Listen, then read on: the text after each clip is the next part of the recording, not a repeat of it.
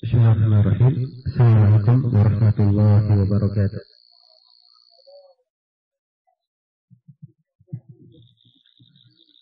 Alhamdulillah, nahmaduhu wa nasta'inuhu wa nastaghfiruh wa na'udzu billahi min shururi anfusina wa sayyiati a'malina. Man yahdihillahu fala mudilla lahu wa man yudlil fala hadiya lahu. أشهد أن لا إله إلا الله وحده لا شريك له وأشهد أن محمدا عبده ورسوله. أيها الذين آمنوا اتقوا الله حق تقاته ولا تموتن إلا وأنتم مسلمون. يا أيها الناس اتقوا ربكم الذي خلقكم من نفس واحدة وخلق منها زوجها وبث منهما رجالا كثيرا ونساء واتقوا الله الذي تساءلون به والأرحام إن الله كان عليكم رقيبا. يا أيها الذين آمنوا اتقوا الله وقولوا قولا سديدا يصلح لكم أعمالكم ويغفر لكم ذنوبكم ومن يطع الله ورسوله فقد فاز فوزا عظيما. أما بعد، فإن أصدق الحديث كتاب الله وخير الهدي هدي محمد صلى الله عليه وعلى آله وسلم وشر الأمور محدثاتها فإن كل محدثة بدعة وكل بدعة ضلالة وكل ضلالة في النار.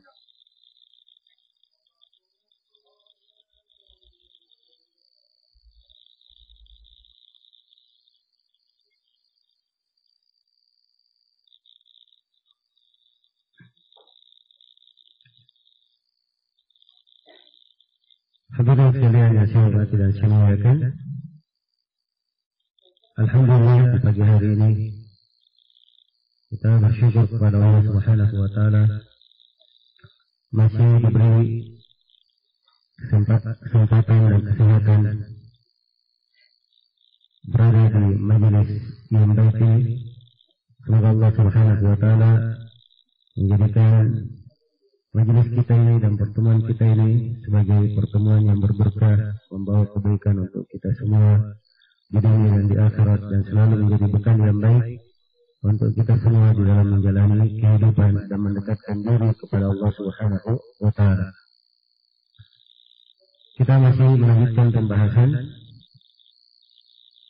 tentang akidah Islam yang dipegang oleh para ulama umat dari urutan dua orang imam terkenal, yaitu Imam Abu Hatim Ar-Razi dan Imam Abu Zur'ah Ar-Razi. Semoga Allah merahmati mereka semua. Kita sekarang di halaman 21 di pembahasan keyakinan tentang adab kubur.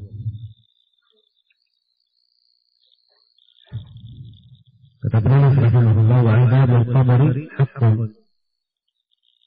Dan adab kubur adalah hak, benar adanya. Ya. Ini beliau menyinggung tentang penetapan adanya kehidupan di alam kubur.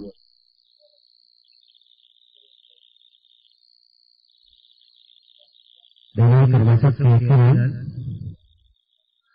yang disepakati oleh ulama Islam. Tidak ada salah pendapat di antara mereka. Dan penetapan adanya kehidupan di alam kubur, kehidupan alam barzakh adalah hal yang diterangkan di dalam Al-Quran Al-Karim, diterangkan dalam hadis yang sangat banyak jumlah yang mutawatir,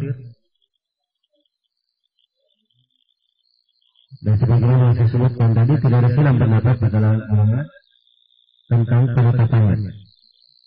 Adapun dari Al-Quran Al-Karim, Allah Subhanahu wa taala berfirman tentang pengikut Fir'aun, "An-naru yu'raduna 'alaiha ghuduwwan wa 'ashiyyan wa yawma taqumu as-sa'ah adkhilu ala fir'auna ashadd al-'adab." Neraka ditampakkan kepada mereka pagi dan petang. Dan pada hari kiamat dikatakan kepada pengikut Fir'aun, masuklah kalian ke dalam siksaan yang pedih. Perhatikan ayat ya. Sekarang pengikut Fir'aun masih hidup atau sudah dibinasakan oleh Allah? Sudah dibinasakan ya, tenggelamkan. Iya. Sebut di dalam ayat ditampakkan neraka pagi dan petang. Gimana ini? Hanya ada dua kemungkinan. Kalau tidak di alam kubur, berarti di mana? Di akhirat. Kalau di akhirat, jawabannya bukan. Karena setelah itu, ketika disebut bahwa neraka ditampakkan pagi dan petang, setelah itu Allah berfirman, dan pada hari kiamat masukkan pengikut Firaun ke dalam siksaan yang pedih. Berarti ini siksaan di mana? Tidak ada lain kecuali di alam barzakh. Iya. Alam barzakh. Itulah alam kubur. Kata kubur, azabul qabr. Ini penggunaan kebanyakan. Kebanyakan manusia kalau dia meninggal diapakan? Dikuburkan. Iya. Kebanyakan manusia.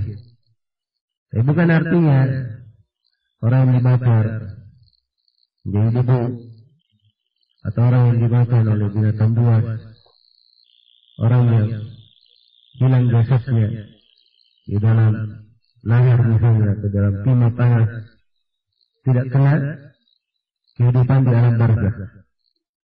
Mereka semuanya pasti akan masuk di dalam kehidupan alam barzakh. Iya. Itu sudah merupakan ketentuan Allah Subhanahu wa Ta'ala. Ayat lain adalah firman Allah Subhanahu wa Ta'ala, hatta idza jaa ahaduhumul maut qala rabbi irji'un la'alli a'malu salihan fima tarak kalla innahu kalimatun huwa qailuha wa min wara'ihim barzakhun ila yaumi yub'atsun.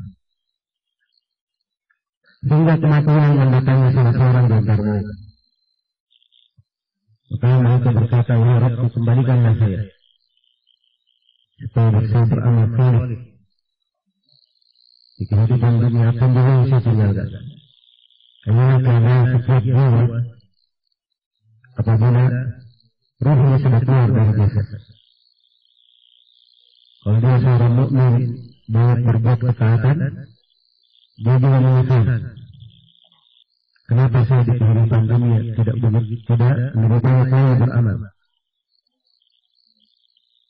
Kalau dia adalah jiwa yang banyak berbuat dosa, maka penyesalan tentunya lebih banyak lagi. Maka Allah terangkan di dalam ayat, ketika salah seorang di antara mereka didatangi oleh kematian, maka mereka berkata, wahai Rabbku, kembalikanlah saya. Kalau saya kembali, saya pasti akan beramal salih yang dulu saya tinggalkan. Iya. Itu hanya dengan ayat mereka saja. Terus kelanjutan ayat dikatakan kalla, sekali-sekali tidak. Inna kalimatun huwa qailuha. Itu kalimat ucapan dia saja. Wa min wara'ihim barzakhun ila yaumil yub'atsun. Dan di belakang mereka ada kehidupan barzakh. Kehidupan barzakh yang gimana? Ya, kalau di dunia ini orang sudah mati ya. Di hari kiamat lain lagi. Sebab dikatakan di belakang mereka kehidupan barzakh sampai hari mereka dibangkitkan. Jadi hari kebangkitan lain lagi. Ya.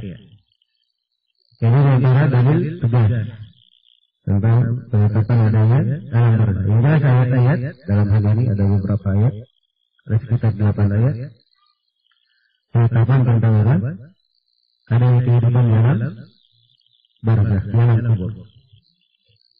Baik. Adapun dari hadis Rasulullah SAW, hadis mutawatir. Ya, terdapat hadis mutawatir, jumlahnya banyak. Banyak sahabat yang meriwayatkannya bahwa akan ada ujian di alam kubur. Ya, di antaranya adalah hadis Bara bin Azib, ada juga dalam hadis Aisyah, hadis Anas bin Malik. sebagiannya dalam riwayat Bukhari dan Muslim, dan sebagiannya di luar riwayat Bukhari dan Muslim. Iya. Diceritakan bagaimana seorang hamba apabila dia mendekati sakaratul maut, dia ditanya oleh malaikat maut. Kalau dia adalah seorang mukmin, maka malaikat akan datang kepadanya dengan keadaan yang baik, tercium dari mereka bau harum. Kemudian ruh itu dikeluarkan dengan lembut, ya, dan dikatakan kepadanya kembali untuk pada Rabbmu dalam keadaan engkau ridha dan diridhai. Ya, begitu ruhnya keluar, maka dibawa ke langit. Sampai ke langit pertama, penjaga langit bertanya, siapakah ruh yang baik yang kamu bawa? Maka dikatakan bahwa dia adalah si fulan, anak si fulan. Maka dikatakan ke langit untuknya. Terus naik ke langit berikutnya sampai ke Indien. Ya. Allah firman, kembalikanlah ruh hambaku ke jasadnya. Maka kembalilah ruh tersebut ke jasad. Tiba-tiba dia berdiri kembali, terduduk. Ya, ternyata ruh punya keterkaitan dengan jasad. Ada keterkaitan roh dengan jasad di perut ibu, keterkaitan roh dengan jasad di kehidupan dunia, keterkaitan roh dengan jasad di alam kubur, dan keterkaitan roh dengan jasad di akhirat. Dan jasad yang kita pakai sekarang ini itu pula yang mengalami kejadian-kejadian di alam kubur maupun di akhirat. Iya, karena itu suatu hari Rasulullah SAW melihat sebagian sahabat beruduk, tapi kakinya tidak dicuci, hanya diusap saja. Maka Nabi pun berteriak dengan suara yang paling tinggi, "Wailul lil aqab minan nar." Celaka tumut-tumut itu dari api neraka. Jadi kalau dia tidak menyempurnakan wudu, dia tidak mencuci kaki secara sempurna, diancam dengan apa? Neraka. Dan perhatikan ancamannya kepada kaki yang dipakai. Ya. Ini menunjukkan bahwa jasad yang kita pakai ini ada keterkaitan dengan di akhirat nanti. Walaupun dia sudah hancur nanti di kubur, tapi Allah Maha mampu untuk apa? Mengembalikannya. Ya, dan mengembalikan itu lebih mudah bagi Allah daripada menciptakannya. Baik. Semuanya disebutkan di dalam Al-Quran. Iya. Maka ruh ini ketika dia masuk ke jasad, kemudian duduk, datanglah malaikat bertanya kepadanya. Kita akan jelaskan nanti tentang pertanyaan malaikat. Kemudian dikatakan kepadanya, ya, tidurlah engkau, atau datang sebelumnya datang kepadanya seorang yang sangat baik rupanya, ya, elok wajahnya. Kemudian orang yang dikubur ini bertanya, siapakah engkau?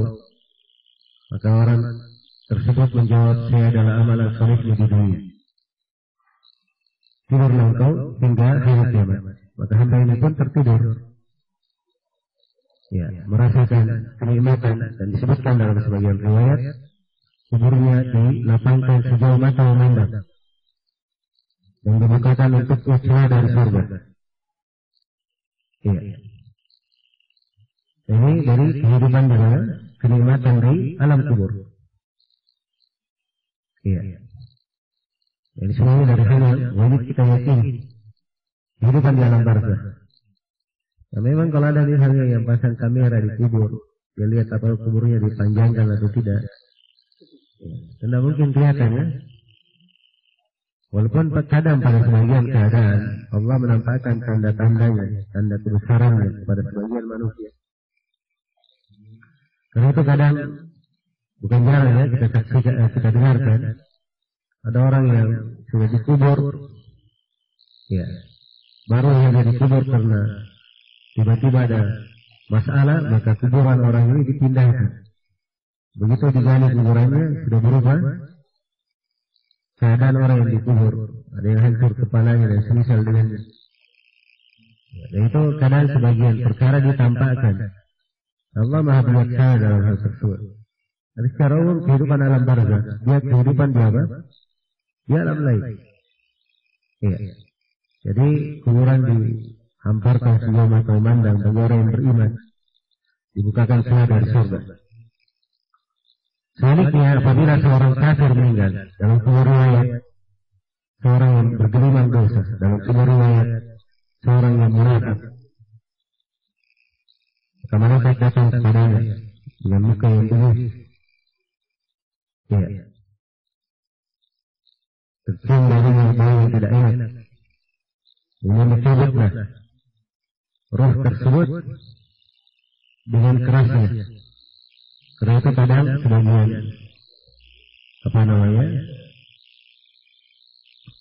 orang terlihat ya beberapa kondisi ketika berada ketika roh keluar dari jasad. Maka begitu rohnya keluar dibawa ke langit, maka penjaga langit berkata, siapakah roh yang besok ini? Maka dikatakan dia adalah si fulan, anaknya si fulan. Sehingga dikatakan untuk di pintu langit. Akan perintah supaya dilemparkan roh itu ke jasadnya. Makanya pun dilemparkan hingga tersungkur masuk ke jasadnya. Duduklah dua malaikat bertanya. Tiap kali dia ditanya tidak mampu menjawab, maka malaikat memukul dia dengan mitraqah. Mitraqah yang tahu ya, gada. Kata Nabi yang dikata dipukulkan ke gunung Uhud, akan hancur gunung Uhud berkeping-keping. Dan didengarkan suaranya oleh seluruh makhluk kecuali jin dan manusia. Iya. Dan dikata jin manusia mendengarkan suara orang yang disiksa ini, mereka akan tersungkur mati.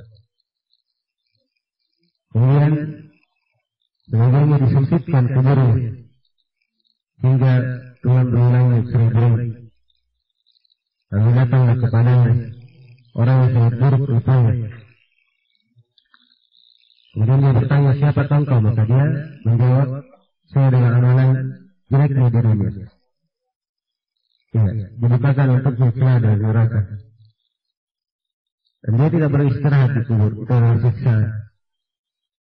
Maka ada kehidupan di alam kubur diterangkan dalam ayat-ayat Al-Quran dan hadis Rasulullah. Sebagaimana ditetapkan adanya siksaan dalam kubur. Ya, penulis di sini hanya menyinggung ada kubur, siksaan dalam kubur. Nah, saya sudah singgung ya di awal pembahasan bahwa banyak pembahasan akidah itu penulisnya menitik beratkan pembahasan yang menjadi ciri pembeda antara pengikut kebenaran dan pengikut kebatilan. Dan yang diingkari oleh ahli batil, oleh orang-orang yang sesat jalannya dari jalan yang lurus, yang mereka ingkari dari kehidupan kubur adalah adatnya. Adapun kenikmatan dalam kubur mereka tidak ingkari. Ya. Karena itu penulis di sini menekankan di pembahasan adat kubur. Ya. Jadi dari uraian yang saya uraikan tadi sudah bisa tergambar tentang penetapan adanya kehidupan di alam kubur. Di halaman 22 keyakinan seputar munkar dan nakir.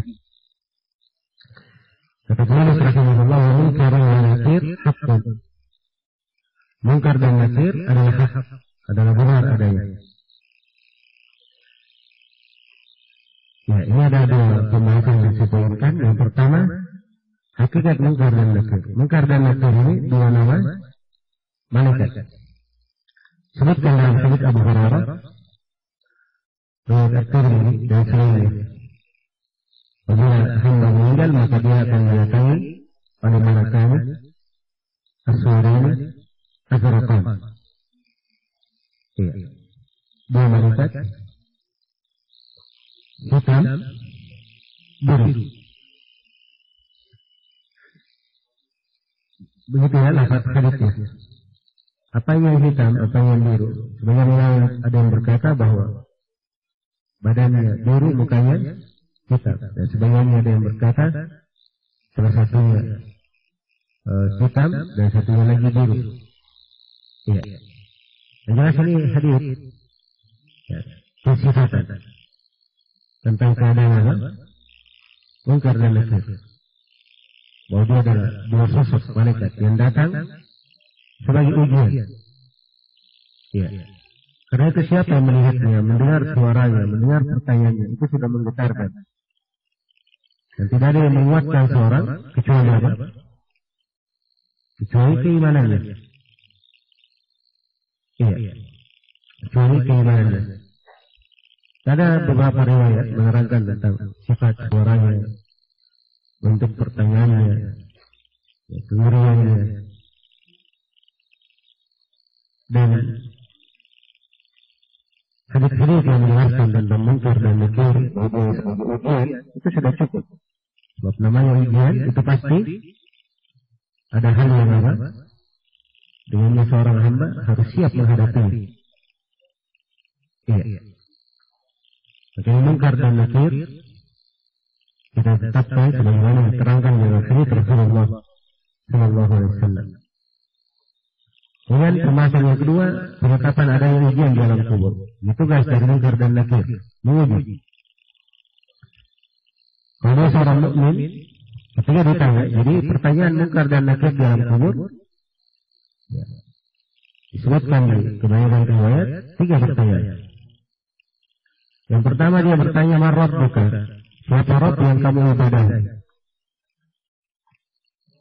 Yang kedua dia bertanya, "Ma dinuka?" Apa agamamu? Yang ketiga dia bertanya, "Man hadzal ladzi ursila ilaika?" Siapa rasul yang diutus kepadamu? Iya. Dari pertanyaan siapa rasul yang diutus kepadamu diambil pendalilan oleh sejumlah ulama bahwa kehidupan alam kubur ini itu bukan untuk umat Islam saja, berlaku untuk seluruh umat sebelum kita. Karena setiap umat ditanya tentang apa? Tentang nabinya masing-masing. Iya. Maka diterangkan bagaimana munkar dan nakir bertanya. Kalau seorang mukmin begitu dia ditanya, "Man rabbuka?" dia menjawab dengan mudahnya, "Rabbi Allah, Rabbi adalah Allah." Sebab memang itulah keyakinannya di dunia dan itu yang diamalkan di dunia. Ketika ditanya, "Man nabiyuka?" apa agamamu? Dia menjawab dengan mudahnya, "Dinul Islam." Agamaku adalah Islam. Ketika ditanya, "Man hadzal ladzi ursila ilaika?" maka dia jawab dengan mudahnya, bahwa Nabi Muhammad. Aman tubuh si beriman kepadanya. Iya. So seorang mukmin dimudahkan. Dan kemudahan menjawab itu tergantung bagaimana keadaannya di dunia.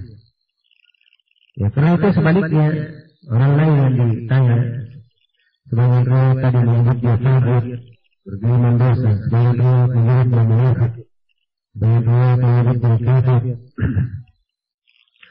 Kalau dia ditanya, "Man rabbuka?" dia tidak bisa menjawab. Dia hanya berkata, "Ha la adri, sami'tu an-nasa yaquluna syai'an faqultu." Dia berkata, "Ha saya tidak tahu." Saya mendengar manusia berucap sesuatu, maka saya juga ikut mengucapkannya. Jadi sebenarnya orang ini ikut-ikutan saja. Bukannya dia tidak dikatakan tidak pernah mendengar. Pernah dia dengar. Ya. Pernah dia mendengar. Tapi karena dia sendiri tidak meyakininya dengan kuat, tidak mengamalkannya, maka di alam kubur tidak bermanfaat. Dan tiap kali dia tidak menjawab, itu tadi yang kita terangkan, disiksa oleh para wanita. Iya. Demikianlah gambaran dari penetapan adanya ujian di alam kubur. Dan ini semuanya perlu persiapan. Ya, jangan berhayal seorang nanti saya di alam kubur saya menjawab pertanyaan. Semoga bisa menjawab. Yang menentukan adalah apa yang kita siapkan di dunia.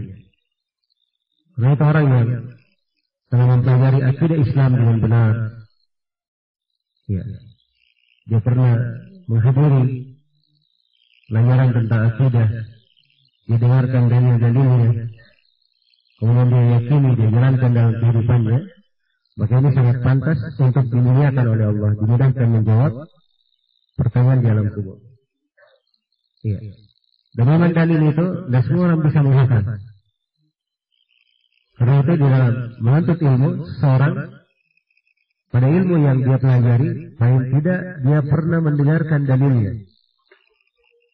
Pernah mendengarkan dalilnya. Dan kalau dia ikut-ikutan saja, sudah berlalu ya, di dalam hadis, orang ini ketika ditanya, dia hanya berkata, ha la adri sami'tu an-nas yaquluna syai'an faqultuhu. Saya tidak tahu, saya hanya mendengar manusia mengucapkan sesuatu, maka saya juga ikut mengucapkannya. Dia tidak punya dalil, hanya ikut-ikutan saja. Beda dengan orang yang diterangkan kepada pokok akidah, diterangkan dalilnya, dia yakini sesuai dengan dalil. Maka inilah yang bermanfaat bagi dia. Iya. Walaupun dalilnya, misalnya kita tidak hafal, itu tidak dipermasalahkan. Yang penting dia bangun keyakinannya di atas apa? Di atas dalil. Baik. Kemudian di halaman 23, keyakinan tentang malaikat pencatat amalan. Kata beliau rahimahullah wal kiramul katibuna haqqun. Para malaikat mulia yang mencatat amalan adalah hak. Bisa bangunkan tiga membayangkan. Yang pertama keyakinan kepada malaikat. Ini salah satu dari rukun Islam, salah satu dari rukun iman. Mengenai adanya para malaikat. Iya. Imanan kepada para malaikat itu diterangkan di dalam banyak ayat. Diterangkan di dalam banyak ayat.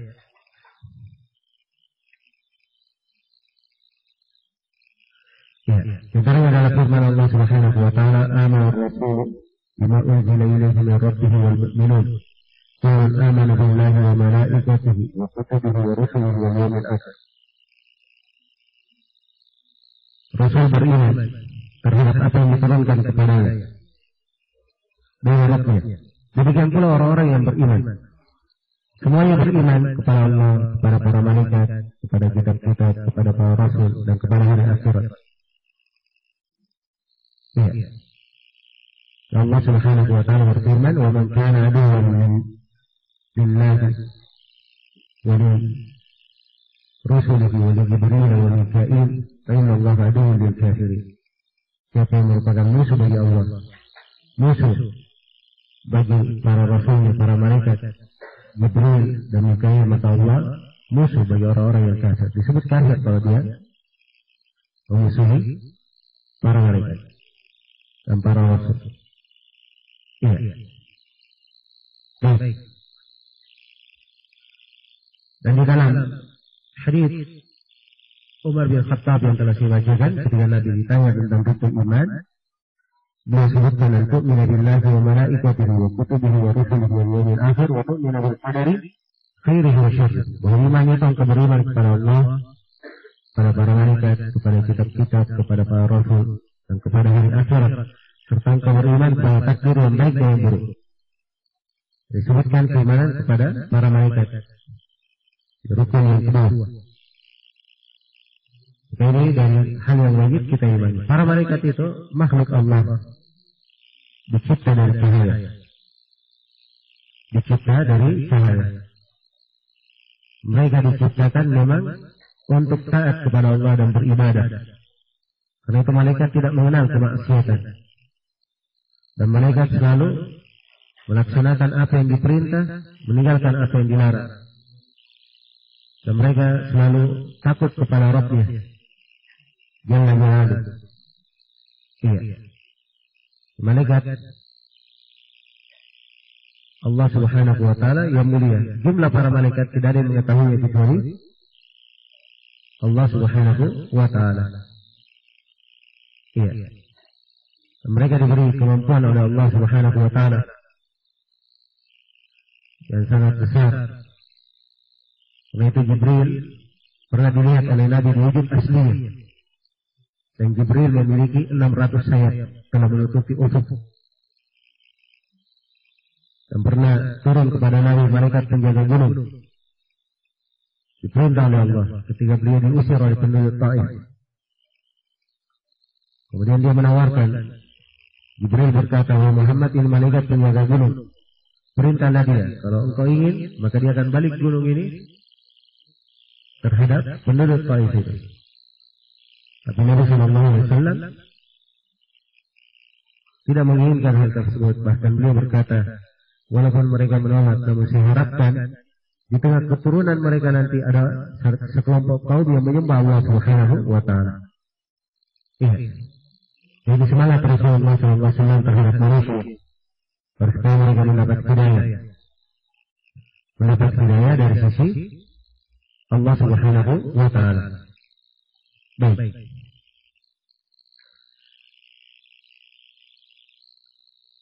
Jadi jumlah para malaikat tidak ada mengetahuinya kecuali Allah Subhanahu wa Ta'ala. Kemudian pembahasan yang kedua, keyakinan akan berbagi tugas mereka. Para malaikat itu ada yang diketahui nama-namanya, ada yang tidak diketahui namanya. Yang diketahui namanya ditunjukkan oleh Al-Quran dan Sunnah, kita sebut dengan namanya. Malaikat Jibril, Mikail. Iya. Demikian pula Malik, Munkar dan Nakir. Maka yang diketahui namanya kita sebut dengan penamaan yang Allah sebut dengannya. Iya. Adapun yang tidak diketahui namanya diglobalkan seperti malakul maut. Iya. Ada sebagian riwayat mengatakan bahwa namanya Israfil. Nah, itu riwayat tidak kuat ya dari sisi periwayatan. Dalam Al-Quran hanya disebut malakul maut. Iya. Ada sebagian yang mengatakan bahwa malaikat penjaga surga namanya Ridwan. Ya, tapi ini tidak kuat dari sisi riwayat. Cukup kita katakan malaikat penjaga apa? Penjaga surga. Iya. Maka yang diketahui namanya kita tetapkan. Yang tidak diketahui maka kita kenal dengan tugas-tugasnya. Di antara malaikat ada yang tugasnya membawa wahyu. Di antara malaikat ada yang tugasnya menurunkan hujan. Ada yang tugasnya membagi rezeki. Ada yang tugasnya menjaga gunung. Ada yang tugasnya mengatur awan, petir, guntur. Ada yang tugasnya mencabut nyawa. Berbagai tugas para malaikat.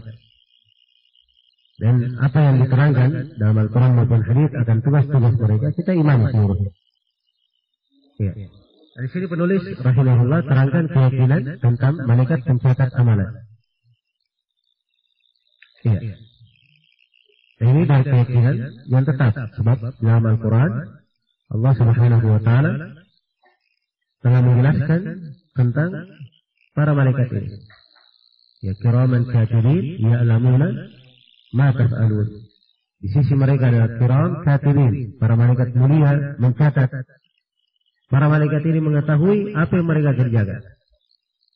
Jadi apa saja yang dikerjakan oleh manusia dari kebaikan maupun kejelekan itu dicatat oleh malaikat dengan sangat detailnya. Iya. Karena itu tatkala kita melihat bahwa ada malaikat yang mencatat, peringatan untuk kita semua agar supaya berhati-hati dalam menggunakan suatu makna dari kehidupan. Sebab semuanya dicatat. Kalau baik, baik pula yang kita dapatkan. Kalau buruk, buruk pula yang akan kita tuai. Karena itu, seorang hamba tatkala yang masuk di pembahasan akidah seperti ini akan bertambah keimanan. Dan selalu ingat dan hakikat dari kehidupannya, ya, dan selalu terjaga supaya lebih dekat kepada Allah Subhanahu wa Ta'ala. Kemudian pembahasan berikutnya di halaman 24, keyakinan tentang kebangkitan setelah kematian. Kemudian berarti ba'da mauti haqqun, kebangkitan setelah kematian adalah hak. Diberikan di sini dua pembahasan. Yang pertama, penetapan adanya kematian. Kematian itu adalah kepastian atas setiap manusia yang bernafas. Allah Subhanahu wa taala berfirman, "Kullu nafsin dha'iqatul maut, tsumma ilaina turja'un." Setiap jiwa akan merasakan kematian. Kemudian kalian semua akan dikembalikan kepada kami. Ini tiga tempat ya dalam Al-Quran. Kullu nafsin dha'iqatul maut. Setiap jiwa akan merasakan apa? Kematian. Allah Subhanahu wa taala berfirman, "Wa kulli ummatin ajal. Idza jaa ajaluhum la yasta'khiruna sa'atan wa la yastaqdimun." Setiap umat ada ajalnya. Apabila ajal telah datang, maka dia tidak bisa mengedepankannya dan tidak bisa pula mengakhirkannya. Iya. Dan Allah Subhanahu wa taala juga berfirman, memperingatkan, "Qul innal mauta alladhi tafirruna minhu fa innahu mulaqikum. Thumma turadduna ila 'alimil ghaibi wasyahadati fa yunabbi'ukum bima kuntum ta'malun." Katakanlah, sungguhnya kematian yang kalian lari dari. Banyak orang dalam kehidupan seperti itu, dia lari dari kematian. Padahal kematian ketentuan yang selalu ia menuju ke sana. Semua kita menuju kepada ajalnya. Tidak ada yang bisa menghindar. Ya, tapi banyak manusia lari darinya. Apakah karena dia lupa, lalai, seakan-akan dia akan hidup selama-lamanya. Karena itu diingatkan dalam ayat, "Qul innal mauta alladhi tafirruna minhu." Katakanlah, sungguhnya kematian yang kalian itu lari darinya, fa innahu mulaqikum. Sungguhnya kematian itu akan menjumpai kalian. Kemudian kalian akan dikembalikan kepada Allah yang Maha mengetahui yang gaib maupun terang-terangan. Jika lakukan dalam keadaan sendiri, tidak dihadiri oleh orang lain, yang dilakukan terang-terangan, semuanya diketahui oleh Allah. Allah kabarkan kepada mereka apa yang mereka kerjakan. Iya, dan kematian ini tidak pandang bulu. Semuanya dijemput oleh kematian. Ya, tidak presiden, tidak rakyatnya, tidak menteri, tidak yang besar, tidak yang kecil, yang tua, yang muda, laki-laki, perempuan. Apabila ajal sudah datang, maka kematian pasti menjemputnya. Iya. Allah mengingatkan, "Ainama takunu yudrikkumul maut, walau kuntum fi burujin musyayyadah." Dimanapun kalian berada, kematian akan menjemput kalian, walaupun kalian berada di benteng yang sangat kokoh. Iya. Walaupun kalian berada di benteng yang sangat kokoh. Baik. Maka inilah hakikat dari kematian yang hendaknya selalu kita ingat. Agar supaya kita berbekal. Karena itu dari keindahan hidup seorang hamba adalah kalau dia banyak mengingat kematian. Dan Nabi menganjurkan hal tersebut. Kata beliau, "Aktsiru min dzikri hadimil ladzat." Perbanyaklah dari mengingat penghancur keledatan, yaitu al-maut. Supaya seorang bersiap untuk menghadapinya. Yang kedua, penetapan adanya kebangkitan setelah kematian. Ya. Dan ini ditetapkan oleh para ulama al-sunnah, tidak silam pendapat di kalangan ulama. Iya. Dan ini keyakinan yang membedakan antara seorang muslim dan musyrik. Kaum musyrikin di masa Nabi, mereka mengingkari hari kebangkitan. Iya. Nah, bagi mereka setelah mati tidak lagi kebangkitan. Dan ini adalah ucapan banyak dari orang-orang kafir. Kita saksikan jumlah manusia ketika dia hidup, ya, dia sangka bahwa kehidupannya hanya di kehidupan dunia saja. Setelah kehidupan dunia tidak lagi kehidupan setelahnya. Iya. Dan ini semuanya adalah sangkaan orang-orang yang tidak beriman.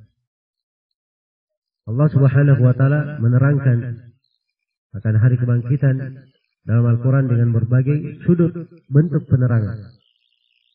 Di antaranya Allah tegaskan, ya, bahwa Allah Subhanahu wa taala Maha mampu menghidupkan. Kalau Allah Maha mampu menghidupkan, Allah Maha mampu mematikan kemudian membangkitkannya. Ya. Dan Allah Subhanahu wa taala terangkan dalam banyak ayat bahwa tanah yang mati, itu bisa dihidupkan oleh Allah Subhanahu wa taala, turun hujan kemudian tumbuh tumbuhan. Dan mengembalikan makhluk lebih mudah bagi Allah Subhanahu wa taala. Ya, dan banyak sisi di dalam Al-Qur'an penjelasan-penjelasan, penekanan, sebab memang kaum musyrikin di masa Nabi mengingkari hari kebangkitan. Karena itu ditegaskan di sini oleh penulis akan keimanan yang indah ini. Ini semuanya wajib diyakini, hendaknya selalu berada dalam sanubari seorang hamba agar supaya hatinya menjadi hidup, dia selalu bersiap dan berbekal untuk menghadap kepada Allah Subhanahu wa taala. Iya. Kemudian di halaman ke-25 kata penulis rahimahullah, dan ini keyakinan seputar pelaku dosa besar. Kata beliau, ahlul kabair fi masyiatillahi azza wa jalla. Pelaku dosa besar adalah dalam kehendak Allah azza wa jalla. Iya. Sini saya poinkan dua pembahasan. Yang pertama tentang kehendak Allah. Masyiatillah, kehendak Allah. Allah berkehendak apa yang dia inginkan. Walakin Allah yaf'alu ma yasha. Akan tetapi Allah mengerjakan apa yang dia kehendaki. Walakin Allah yaf'alu ma yurid. Sungguhnya Allah mengerjakan apa yang dia inginkan. Wa ma tasha'una illa an yasha Allahu rabbul alamin. Allah firman, tidaklah kalian berkehendak kecuali pasti Allah telah menghendakinya. Ya, tidak mungkin ada di dalam kehidupan dunia ini makhluk berkehendak sesuatu terjadi tanpa Allah menginginkannya. Semuanya pasti dengan kehendak Allah Subhanahu wa taala. Iya. Maka tatkala kita tahu bahwa semuanya dengan kehendak Allah, maka hendaknya seorang hamba banyak bertawakal kepadanya, bergantung kepadanya, beriman kepada Allah dan berserah diri kepada Allah Subhanahu wa taala. Iya. Dan poin pembahasan yang kedua, Allah memberi ampunan kepada siapa saja yang dia kehendaki di antara pelaku dosa besar yang belum bertobat. Iya. Ini mana ucapan penulis, wa ahlul kabair fi masyiatillah. Pelaku dosa besar adalah dalam kehendak Allah. Maksudnya pelaku dosa besar yang meninggal sebelum bertobat.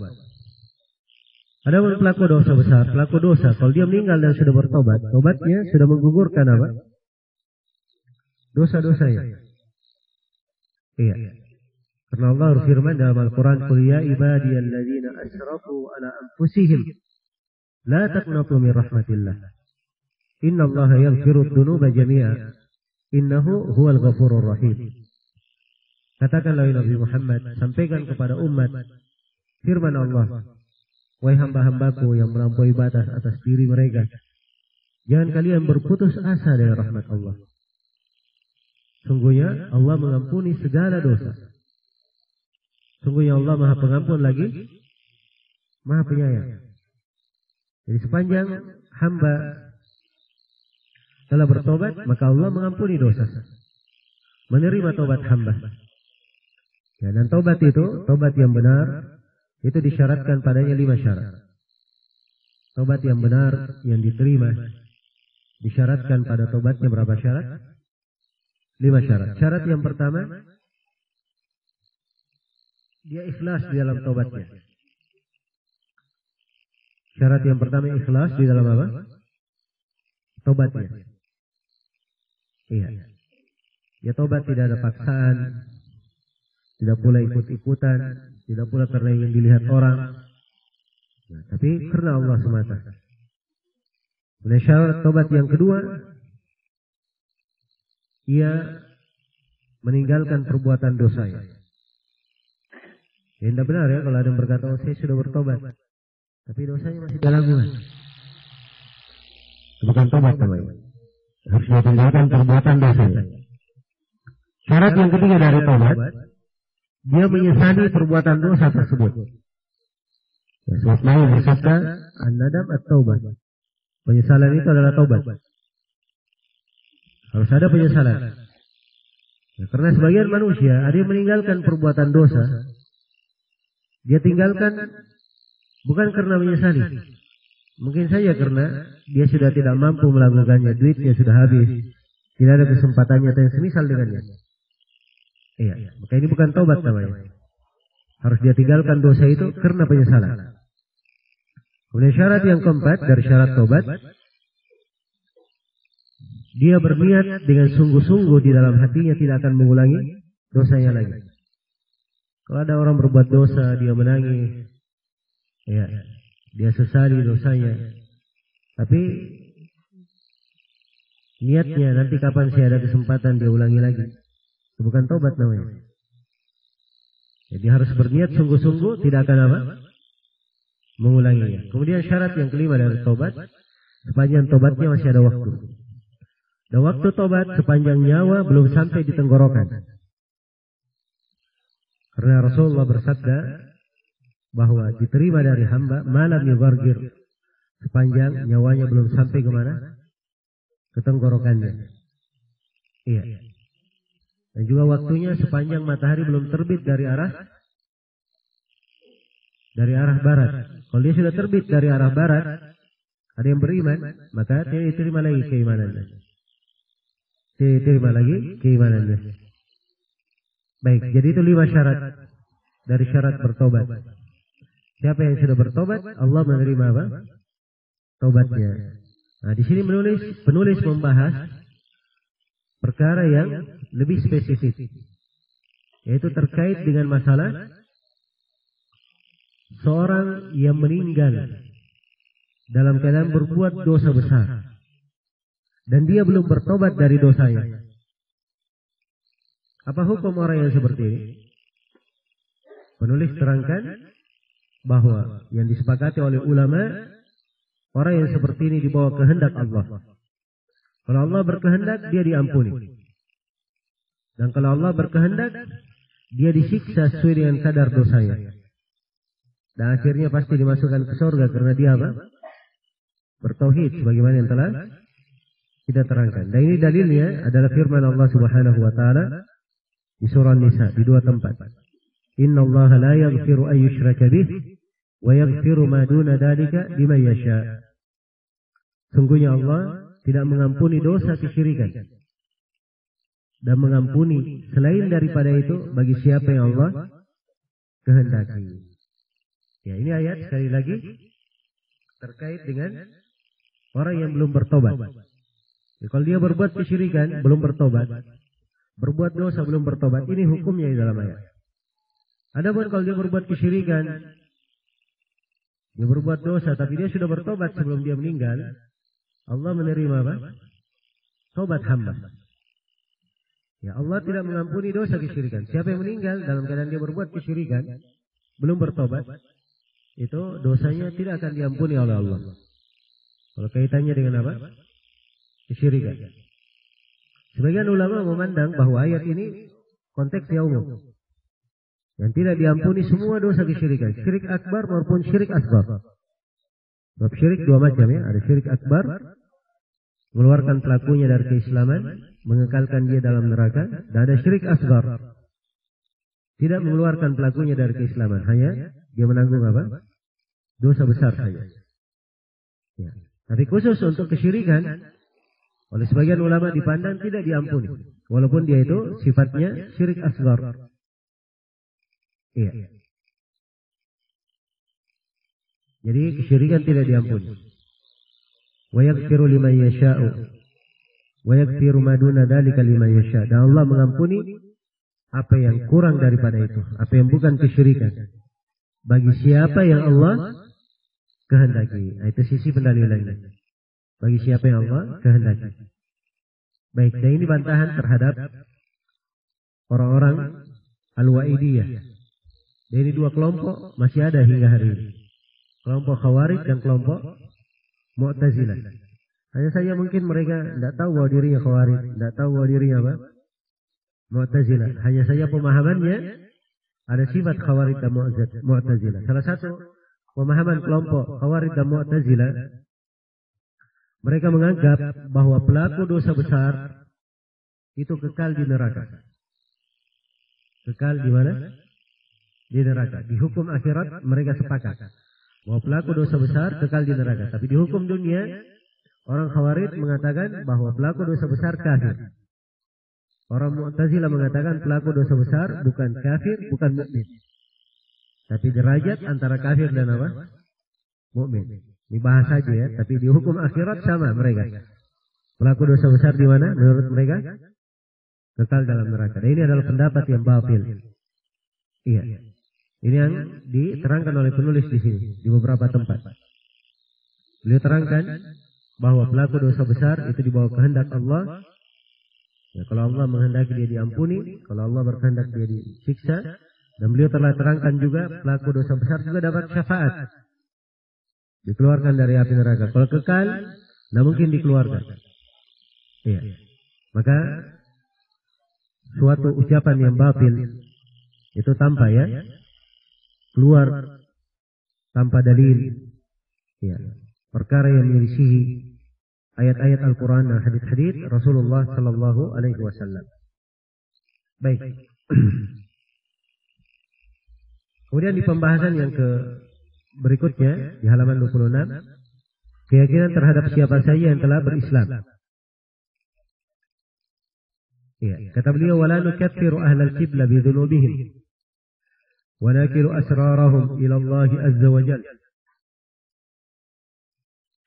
Kata beliau, kami tidak mengkafirkan ahlul kiblat. Apa itu ahlul kiblat? Kaum muslimin yang mengerjakan salat menghadap kiblat. Kami tidak mengkafirkan ahlul kiblat, kaum muslimin yang mengerjakan salat menghadap kiblat lantaran dosa-dosa mereka. Kami menyerahkan rahasia-rahasia mereka kepada Allah. Iya. Ini 3 pembahasan saya poinkan. Yang pertama, kedudukan seorang muslim. Seorang muslim itu kalau dia sudah masuk Islam, iya, falahu malana wa alaihi ma alaina. Maka untuk orang yang masuk Islam ini hak sebagaimana umumnya hak kaum muslimin, dan dia ada kewajiban sebagaimana umumnya kewajiban apa? Kaum muslimin. Iya. Karena itu Rasulullah SAW bersabda, "Man shalla salatana wastaqbala qiblatana wa akala dhabihatana falahu ya ma alaina atau falahu zimmatullahi wa rasuluh." Siapa yang sholat dengan sholat kami, umat Islam, dan menghadap ke kiblat kami, yaitu ke Ka'bah, dan dia memakan dari sembelihan kami, maka untuk dia jaminan dari Allah dan Rasulnya. Maka seorang muslim kedudukannya sangat besar, memiliki hak-hak. Iya. Karena itu kalau dia sudah masuk Islam, ada haknya sebagai kaum muslimin. Kalau dia memberi salam, dijawab salamnya. Kalau dia bersin, dia berkata Alhamdulillah, maka dijawab apa? Ya rahmatullah. Jadi ini etika yang indah ya di tengah kaum muslimin. Iya. Ketemu memberi salam, bersin, ya, dia membaca Alhamdulillah. Karena itu kalau ada yang bersin, ya baca Alhamdulillah, jangan sembunyi-sembunyi ya. Dibesarkan suaranya supaya ya, dijawab oleh saudaranya yang lain dapat kebaikan. Dia bersin, dia berkata Alhamdulillah, dia memuji Allah. Itu kalimat Alhamdulillah pahalanya memenuhi timbangan sebagaimana yang telah dia terangkan semalam ya. Begitu saudaranya mendengar, dia doakan, dia jawab ya rahmatullah. Tahu artinya ya rahmatullah, semoga Allah selalu merahmatimu. Perhatikan ya betapa indahnya. Dan begitu saudaranya berkata ya rahmatullah, orang yang bersin ini mendoakan balik lagi untuk saudaranya. Dia berkata apa? Yahdikumullah wa yuslihu balakum. Semoga Allah memberi hidayah kepada engkau dan memperbaiki keadaan hatimu. Iya. Demikian. Ketika dia meninggal, ada haknya diantar jenazahnya. Ketika dia sakit, ada haknya untuk dijenguk. Iya, ada haknya untuk apa? Dijenguk. Demikianlah kaum muslimin memiliki hak-hak. Iya. Maka seorang muslim memiliki kedudukan. Darahnya itu sangat dihormati. Kehormatannya sangat dijaga. Hartanya dipelihara. Nah itu Rasulullah SAW bersabda, Inna dima'akum wa amwalakum wa aradakum alaikum haram. Sungguhnya harta-harta kalian, darah-darah kalian, kehormatan kalian adalah hal yang terhormat antara sama kalian. Tidak boleh dilanggar. Iya. Baik. Kemudian yang kedua, tidak mengkafirkan seorang muslim lantaran dosa. Kalau ada seorang muslim yang jatuh di dalam dosa, jatuh di dalam perbuatan kesalahan, tidak boleh seorang mengkafirkannya. Sebab dosa itu, sebagaimana yang telah kita terangkan, sepanjang dia bukan kesyirikan, bukan kekufuran, maka itu diampuni oleh Allah Subhanahu wa ta'ala. Iya. Diampuni oleh Allah Subhanahu wa ta'ala. Kalau dia bertobat, tentunya diampuni. Kalau dia tidak bertobat, Allah ampuni bagi siapa yang Allah kehendaki. Maka itu dosa, tidak dikafirkan. Karena itu banyak ayat yang menunjukkan bahwa orang yang berbuat dosa tidak dikafirkan lantaran dosanya. Nah, diantaranya orang yang membunuh. Orang yang membunuh, ya, harusnya dikisah. Balas dibunuh oleh siapa? Oleh pihak wali keluarga orang yang terbunuh. Ya. Tapi kalau keluarga orang yang terbunuh memaafkan, maka itu disebut di dalam Al-Quran. Maafnya diperhitungkan. Dan dibahasakan dalam Al-Quran, "Faman ufiya lahu min akhihi syai'." Siapa yang dimaafkan untuknya dari saudaranya. Jadi masih disebut bersaudara. Padahal apa? Membunuh. Hadits Abu Bakar riwayat Bukhari dan Muslim, Rasulullah SAW bersabda, "Idzal taqal muslimani bi sayfayhima fal qatil wal maqtul fin nar." Apabila dua orang muslim berjumpa membawa pedang, maka yang terbunuh dan membunuh dua-duanya dalam neraka. Seorang bertanya, dan ini mungkin pertanyaan ada di benak kita ya. Ya Rasulullah, kalau yang membunuh masuk neraka itu wajar. Tapi yang terbunuh kok bisa masuk neraka? Ya, kata Nabi SAW, "Innahu kana harisan ala qatli sahibi."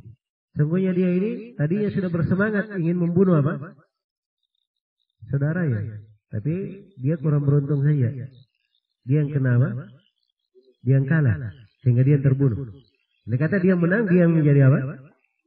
Yang membunuh. Karena itu niat itu diperhitungkan ya. Dari niat. Apalagi sudah dilaksanakan. Itu sudah dihitung dosa. Karena itu Nabi sebutkan bahwa yang membunuh dan terbunuh dua-duanya dalam neraka. Sisi pendalilan kita, ini dua-duanya diancam dengan neraka. Tapi Nabi masih menyebut apabila dua orang muslim berjumpa dengan membawa pedang. Nanti kata kafir, tidak disebut muslim. Jelas ya? Baik. Dan ini banyak lagi hadits-hadits yang menjelaskan bahwa pelaku dosa besar itu tidak dikafirkan. Tidak dikafirkan. Iya. Kemudian pembahasan yang ketiga, menerima hal yang zahir dan menyerahkan perkara batin mereka kepada Allah. Kata penulis, "Wa nakilu asrarahum ila Allah azza wa jalla." Dan kami menyerahkan rahasia-rahasia mereka kepada Allah azza wa jalla. Iya. Jadi hal yang terkait dengan rahasia seorang, kita tidak dituntut untuk melacaknya. Iya. Karena Nabi Shallallahu Alaihi Wasallam bersabda, "Ma umirtu an unaqqiba quluban nas." Saya tidak diperintah untuk membelah hati-hati manusia, melihat hati-hati mereka. Ya. Jadi yang diterima perkara zahir saja. Apa yang tampak. Karena itu kalau ada yang bersyahadat, maka zahirnya dia muslim. Iya. Apalagi kalau tampak dari syahadatnya, setelah itu dia sholat, puasa. Bukti-bukti bahwa dia adalah apa? Muslim. Perkara batinnya urusannya kepada Allah Subhanahu wa ta'ala. Iya. Dan ini prinsip umum ya di tengah umat Islam. Karena itu terlalu banyak mengurusi masalah batin seseorang, ini perkara yang tidak baik, menjatuhkan seseorang di dalam banyak kekeliruan. Baik, sebelum saya masuk ke pembahasan berikutnya, saya berikan waktu 5 menit untuk siapa yang ingin bertanya. dari pembahasan yang sudah berlalu.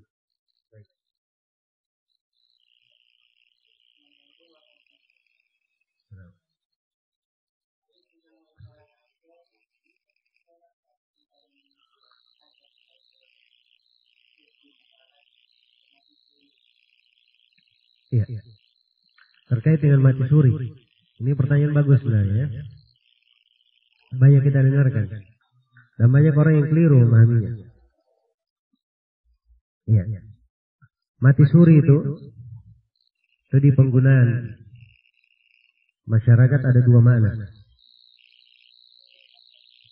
Ada yang orang yang tadinya kelihatannya sudah tidak bernafas, hidup kembali.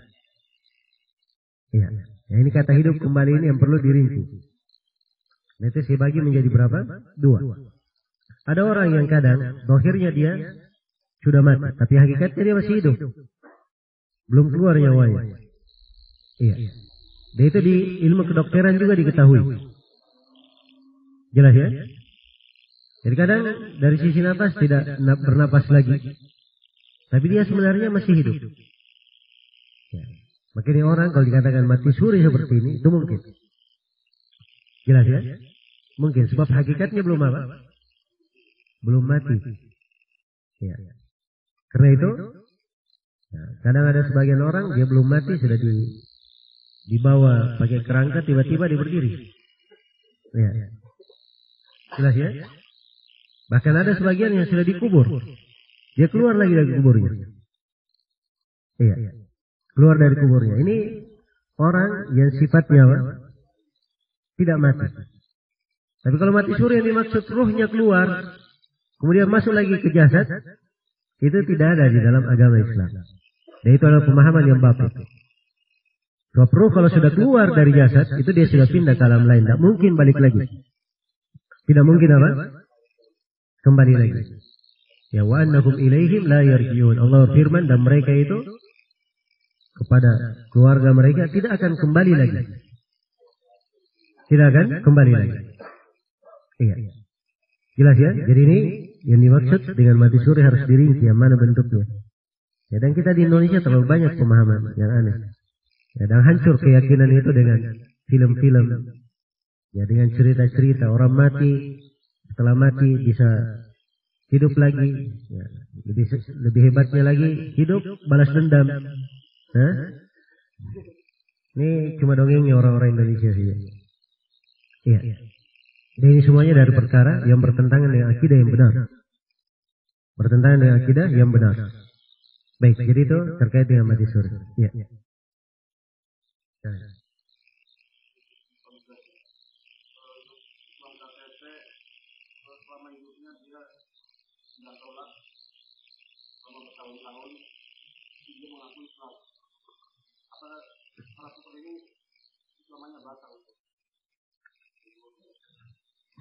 Iya.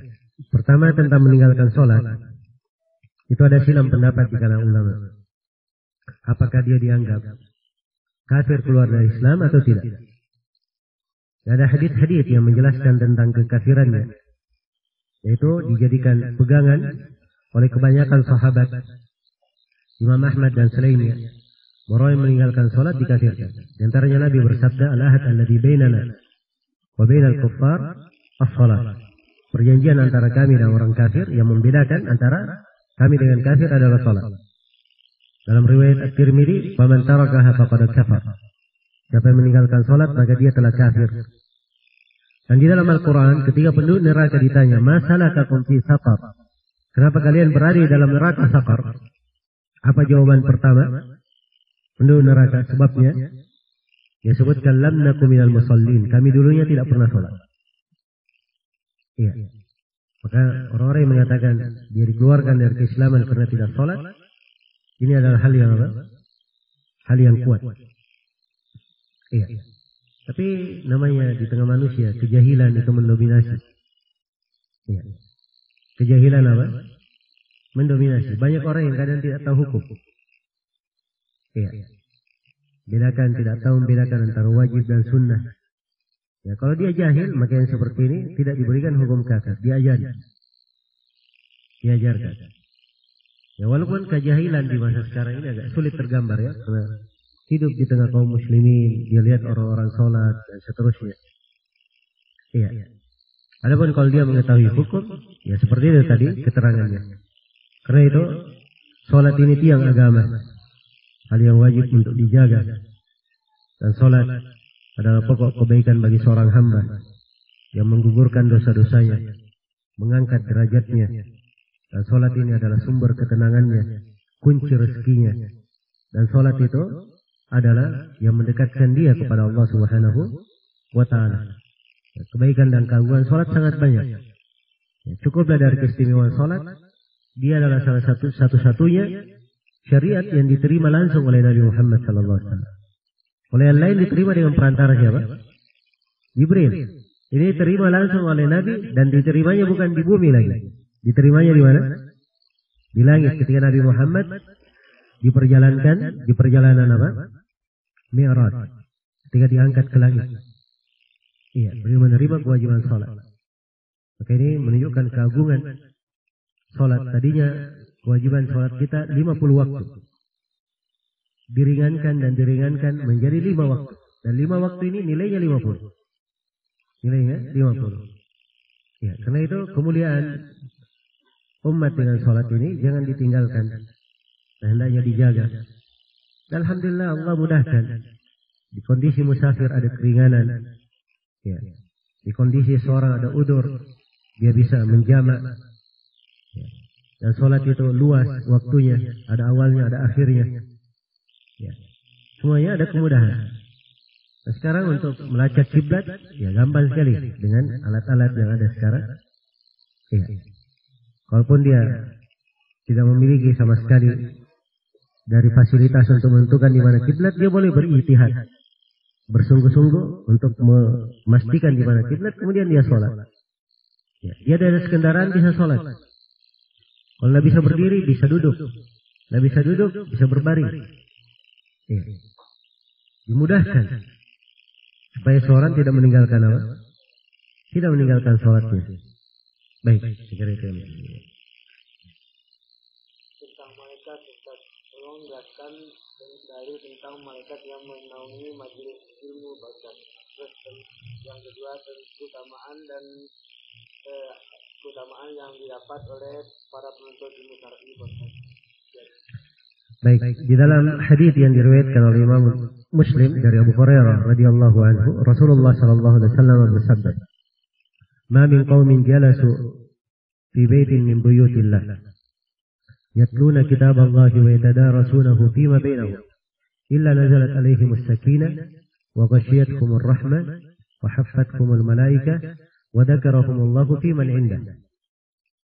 Tidak ada satu kaum pun yang duduk di rumah dari rumah-rumah Allah, yaitu di masjid dari masjid-masjid Allah Subhanahu wa Ta'ala. Dan masjid tatkala dikatakan rumah Allah, ini pembahasan luar biasa ya. Ya. Dan ketika dikatakan masjid rumah Allah, maka kita harus tahu kedudukan masjid. Kita bukan di tempat sembarangan. Ya, bukan di rumah kita, tapi di rumah Allah Subhanahu wa Ta'ala. Iya. Dia duduk di rumah Allah, membaca kitab Allah, saling mempelajarinya antara sesama mereka. Inilah mempelajari ilmu agama. Tidaklah mereka duduk seperti itu kecuali ketenangan akan turun kepada mereka. Iya. Mereka akan diliputi oleh rahmat. Dinaungi oleh para malaikat. Nah, inilah malaikat yang menaungi apa? Orang-orang yang menuntut ilmu. Ya, dan di dalam hadis yang lain, wa innal malaikata la tada'u ajnihatahu li talibil ilm ridan bima yatlubuhu. Dan sungguhnya para malaikat itu meletakkan sayap-sayapnya kepada para penuntut ilmu karena mereka ridha terhadap apa amalan yang dilakukan oleh penuntut ilmu ini belajar. Ya, karena itu berada di majelis-majelis seperti ini itu adalah hal yang indah. Ya, perkara yang dengannya kita harapkan banyak kebaikan, ya, banyak rahmat dari Allah Subhanahu wa Ta'ala. Karena itu seorang yang gemar hadir di majelis ilmu itu kebaikan yang sangat baik. Jangankan orang yang betul-betul hadir Ya. Orang yang sekedar lewat saja, sekedar duduk saja, itu tidak luput dari kebaikan. Juga dapat apa? Kebaikan. Karena itu pernah ditanyakan kepada Nabi, ya Rasulullah, ada orang yang datang ke majelis ilmu. Tapi dia datang sebenarnya bukan hadir untuk mendengar. Ada kawannya saja di situ. Ya. Ada kawannya saja. Maka dia ikut duduk karena ada kawannya. Maka Nabi berkata, ulaika qaumun la yashqa bihim jalisuhum. Mereka adalah satu kaum yang kawan duduk mereka tidak akan pernah merugi. Jadi kawan duduknya saya tidak pernah merugi. Iya. Apalagi orang yang memang betul-betul apa? Dia datang dan hadir untuk belajar dan menuntut ilmu. Tentang keutamaan belajar dan menuntut ilmu, ya kita ada pembahasan nanti insyaallah di sesi yang akan datang di sore nanti. Saya akan uraikan ya beberapa ayat dan hadis-hadis serta beberapa etika di dalam menuntut ilmu. Semoga Allah Subhanahu wa taala memudahkan. Ya.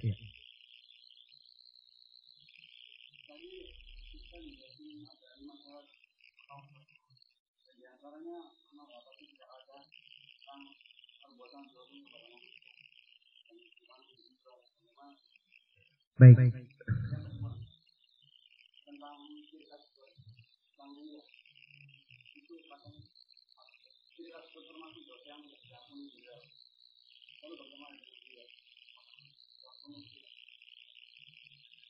Baik. Adapun pertanyaan yang pertama tentang 5 syarat tobat yang kita sebutkan, itu memang kalau dosanya antara dia dan antara Allah Subhanahu wa taala. Tapi kalau dosa antara dia dan antara makhluk, maka dia ditambah syarat yang ke-6. Kalau dosa antara dia dan antara apa? Makhluk. Seperti dia menggibai orang, memukul orang, mengambil hartanya, yang merampas haknya. Maka di sini ditambah syarat yang ke-6. Dia harus meminta maaf kepada orang tersebut atau minta dihalalkan. Iya, minta dihalalkan. Karena itu Nabi sallallahu alaihi wasallam bersabda, "Man kana indahu madlamatun li akhihi min syai'in fi irdihi aw malihi atau fi syai'in falyatahallalhu minhu al-yawm qabla an la yakuna dinarun wala dirhamun." Siapa yang melakukan kezaliman kepada saudaranya, pada kehormatannya, pada apa saja, maka hendaknya dia minta dihalalkan pada hari ini. Segera dia minta dihalalkan. Sebelum datang hari kiamat, tidak ada lagi mata uang emas, tidak ada lagi mata uang perak untuk membayar.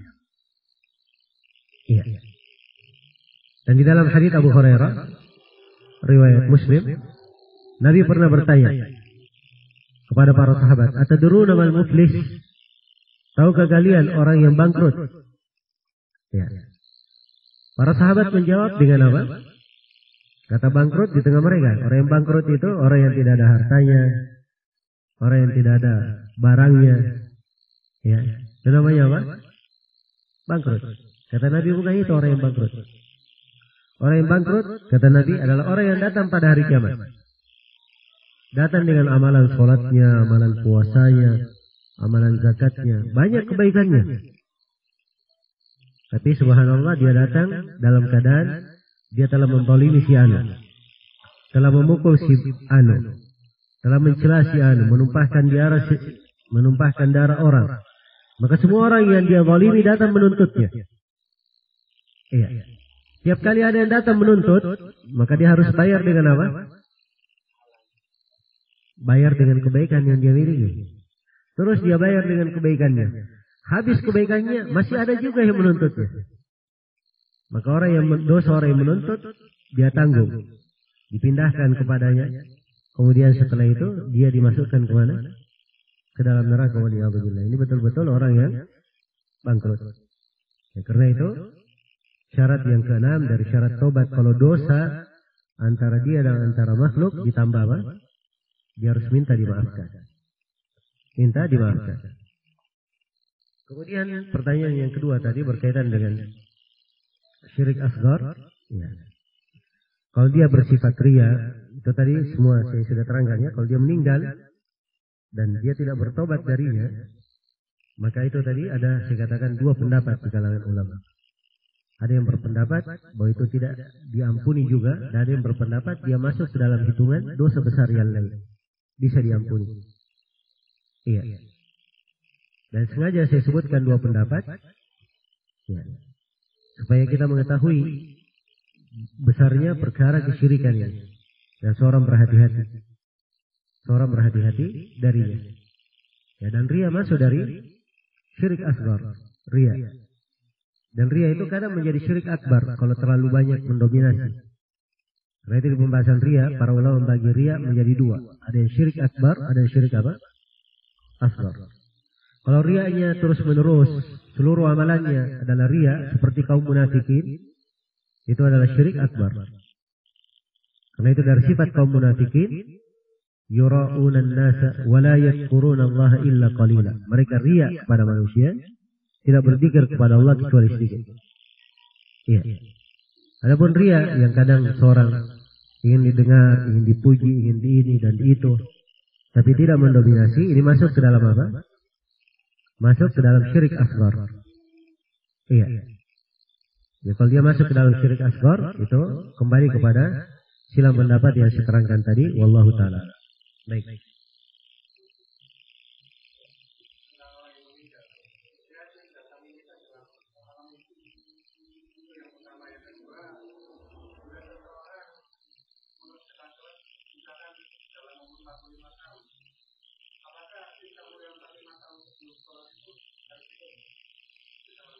Ya, barakallahu fiik. Yang pertama berkaitan dengan masalah orang yang meninggal. Ya, apakah bisa mendatangi dalam mimpi? Ya, kalau mimpi tidak ada yang bisa melarang ya. Cuman kalau orang yang meninggalnya sendiri datang dalam mimpi itu tidak mungkin. Tapi namanya mimpi, ya seorang mungkin saja dia mimpi melihat keluarganya atau yang lainnya. Dan mimpi namanya mimpi itu terbagi tiga.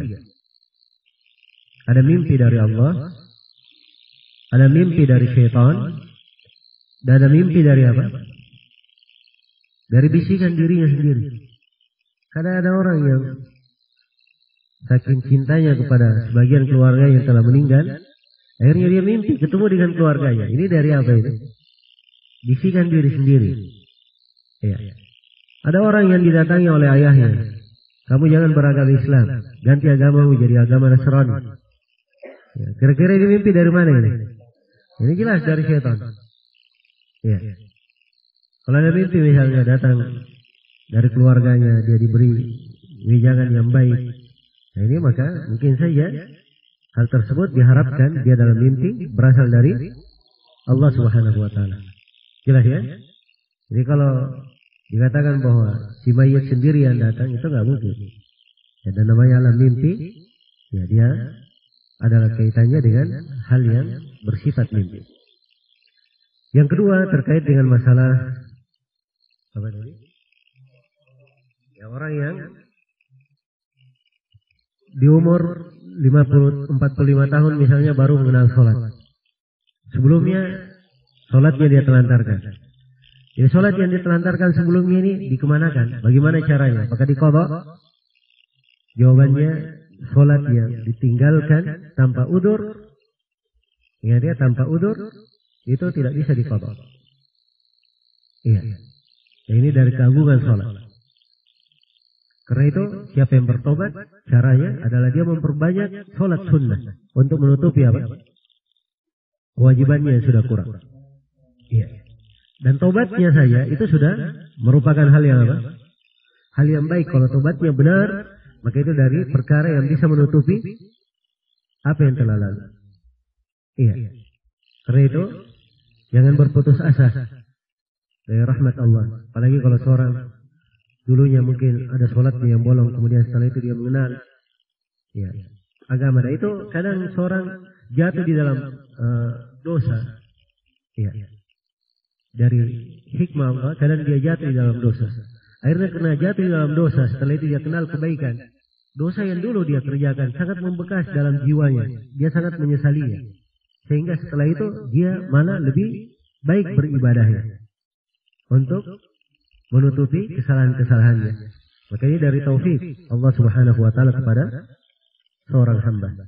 Karena itu yang saya nasihatkan agar supaya Siapa yang pernah luput dari sholat dan sudah bertobat darinya, dia bersyukur kepada Allah akan taufik dan tobat tersebut, diberi kesadaran untuk menegakkan sholat, dan hendaknya dia berbanyak dari sholat-sholat sunnah. Dia jaga sholat rawatib, ya. Kemudian dia jaga sholat malam. Kalau dia mampu menambah sholat yang lain, itu adalah hal yang bagus. Misalnya sholat duha, tiap kali dia berwudu, dia sholat 2 rakaat. Tiap kali dia masuk masjid, sholat 2 rakaat. Nah, ini semuanya dari sholat-sholat sunnah. Kapan dia lebih memperbanyak sujudnya, maka itu lebih baik. Nah, sebab memperbanyak sujud, ini hal yang agung. Karena itu seorang sahabat pernah datang kepada Nabi, atau dia membantu Nabi dalam suatu keperluan, menyiapkan keperluan Rasulullah Sallallahu Alaihi Wasallam. Maka Nabi berkata kepadanya, mintalah, saya akan doakan untukmu. Ya, maka sahabat ini pinta. Ya, dan perhatikan ya, apa yang dipikirkan oleh para sahabat, cita-cita mereka apa? Maka sahabat berkata, ya Rasulullah, as'aluka murafaqata fil jannah. As'aluka murafaqataka fil jannah. Ya Rasulullah, saya meminta engkau supaya berdoa kepada Allah, saya bisa mengawani kamu di surga. Ya. Coba doa, ini permintaan bagus atau tidak? Luar biasa ya, ingin mendampingi Nabi di mana? Di surga. Maka Nabi berkata, barangkali kamu minta yang lainnya saja. Ya, kata sahabat ini, tidak ya Rasulullah, saya tidak minta kecuali itu saja. Maka kata Nabi SAW, fa'inni ala nafsika bikasratis sujud. Kalau begitu bantulah saya untuk kebaikan dirimu sendiri dengan cara kamu memperbanyak sujud kepada Allah. Makin semakin banyak sholat, makin banyak sholat sujud, itu adalah lebih baik dan lebih baik. Iya. Bentuk-bentuk sholat wajib kita sudah tahu. Sholat 5 waktu. Sholat yang disunnahkan dalam sehari dan semalam itu banyak sekali. Banyak sholat yang disunnahkan. Ya, berbagai sudut syariat sholat. Kalau semuanya dijaga, itu sangat indah bagi seorang hamba. Cukup dia jaga sholat rawatib. Ya, dia ada sholat witir atau sholat malam. Ya, maka itu adalah khair azim, kebaikan yang sangat besar. Ya, rawatib itu 2 rakaat sebelum duhur, 2 rakaat setelah duhur, 2 rakaat setelah maghrib, 2 rakaat setelah isya, dan 2 rakaat sebelum subuh. 10 rakaat. Iya. Dan boleh juga 2 rakaat sebelum duhur, 4 rakaat setelah duhur. Dan boleh juga 4 rakaat sebelum duhur, 4 rakaat setelah duhur. Dan kalau ingin dia tambah, boleh 4 rakaat sebelum asar. Ada tambahan dalam hadits Ibnu Umar, rahimallahu imra'an shalla arba'an qabla al-asr. Allah merahmati seorang hamba, dia salat 4 rakaat sebelum asar. Ya, dan paling indah di antara rawatib itu 2 rakaat sebelum subuh, hendaknya dia jaga. Nah, 2 rakaat sebelum subuh, saya sudah sebutkan kemarin hadisnya ya. Raka'atul fajr khairun minad dunya wa ma fiha. 2 rakaat sebelum subuh pahalanya lebih baik daripada dunia dan seisinya. Ya, ini rawatib dia jaga sudah indah. Apalagi kalau di malam hari sebelum dia ada sholat witir dia pelihara. Kalau dia misalnya merasa letih, khawatir kesiangan, maka sebelum tidur dia sholat berapa? 3 rakaat. Ya. Tapi pokoknya sekali lagi continue itu pokoknya. Walaupun sedikit tapi continue itu lebih baik daripada banyak namun tidak apa? Tidak continue. Karena itu Rasulullah SAW bersabda, "Ahabbul amali ila Allah ma dawama alaihi sahibuh wa in qall." Ya, sebaik-baik amalan ya, di sisi Allah adalah apa yang pelakunya selalu continue di dalam melaksanakannya walaupun amalan itu sedikit. Walaupun sedikit. Ya, kalau continue itu bagus ya, itu melatih diri untuk istiqamah. Melatih diri untuk istiqamah. Baik, itu mungkin yang bisa saya terangkan. Wallahu ta'ala. Ya, kita lanjutkan dulu materi ya.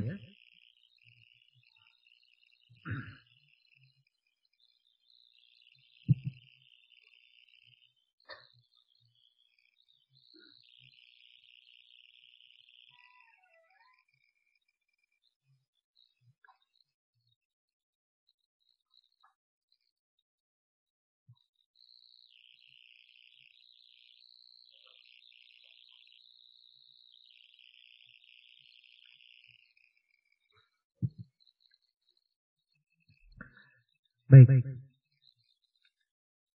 Pembahasan berikutnya di halaman 27, kewajiban jihad dan haji bersama para penguasa. Ini beberapa pembahasan ya, terkait dengan masalah sikap terhadap pemimpin muslim, penguasa muslim. Ya. Ini dari pembahasan-pembahasan di dalam buku-buku ahli sunnah. Ini dari akidah Islam yang di masa ini kalau orang menyebutkannya, menerangkannya, kadang banyak yang mengingkari.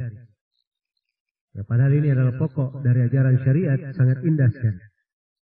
Ya, menjamin kebaikan untuk kaum muslimin.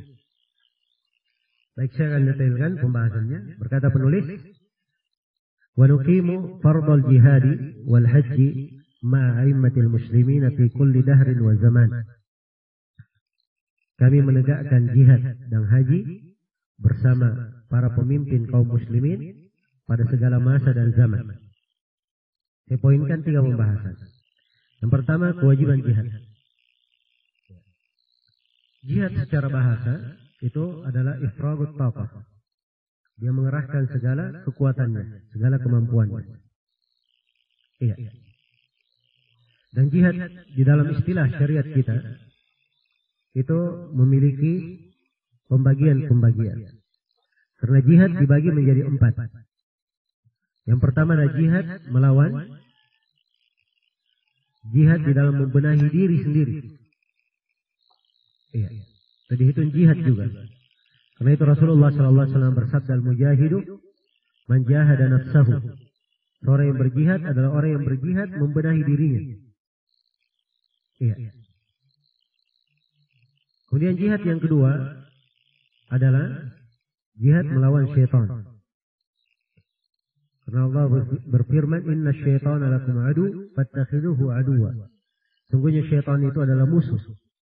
Maka hendaknya kalian selalu terus-menerus menganggap dia sebagai musuh. Iya.